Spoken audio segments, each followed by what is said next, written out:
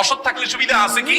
সুবিধা আছে যে সবাই বাহবা দিবে, সবাই বলবে সফল মানুষের গল্প শোনাও, টেলিভিশন চ্যানেল ডাক দিয়ে নিবে, আর টক শোতে বলবে যে আপনি ঢাকা শহরে এসেছেন, লঞ্চের ভাড়াও আপনার কাছে ছিল না, আপনি কিভাবে এত সম্পদের মালিক হয়েছেন বলেন তো। সাক্ষাৎকার নেবে, তাই না?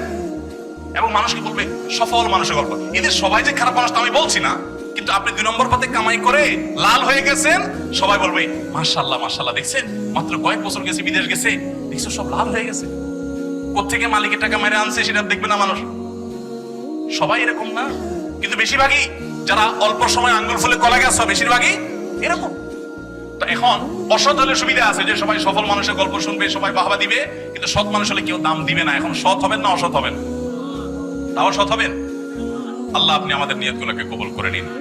আল্লাহ আমাদের মেরুদণ্ডগুলোকে শক্ত করার তৌফিক দান করুন। অসৎ হওয়ার জন্য যোগ্যতা লাগে না, চোর হওয়ার জন্য যোগ্যতা লাগে না, সৎ হওয়ার জন্য যোগ্যতা লাগে।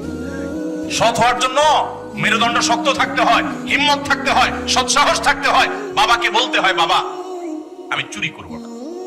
তুমি অসন্তুষ্ট থাকতে পারো বাবা, আমি 2 নম্বর জিনিস তোমাকে খাওয়াবো না। আমাকে অন্যদের উদাহরণ দিবা না, আমাকে সৎ মানুষের উদাহরণ দাও। যুবকরা বলা যাবে না বাবাকে ইনশাআল্লাহ? বেয়াদবি করা ছাড়া সুন্দরভাবে বলা যাবে না। আমি এই জন্য বলি, বিয়ের আগে বউকে বলে দিবেন শোনো বউ, আমি কিন্তু বড় তেড়া যুবক, আমি কিন্তু 2 নম্বর পথে কামাই করব না। অতএব অন্য মানুষদের বউদের মতো সকাল বিকাল শাড়ি পাল্টাবা আর 3 পিস পাল্টাবা, মার্কেটে যায় কেনার পরে বলবা শুধু কার্ডের ঘষা দেন আর বিল দেওয়া হয়ে যাবে, এগুলো কিন্তু আমার দ্বারা হবে না। আমি কিন্তু হালাল খোর, আমি হারাম খোর না। বলা যাবে না ইনশাআল্লাহ? হবু বলে বলে দিতে পারবেন না?